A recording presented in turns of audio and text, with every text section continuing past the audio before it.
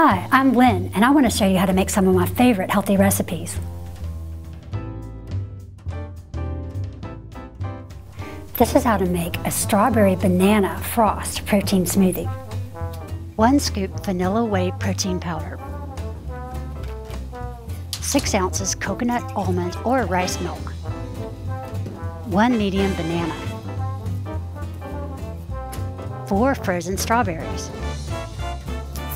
1 packet Truvia or other natural sweetener.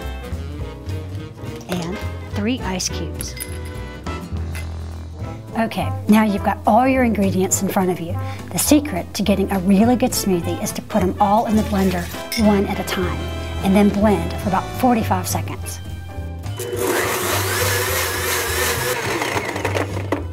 You know, protein drinks are a great way to kickstart your morning. They're great for portion control. They're also just ultra convenient and super tasty.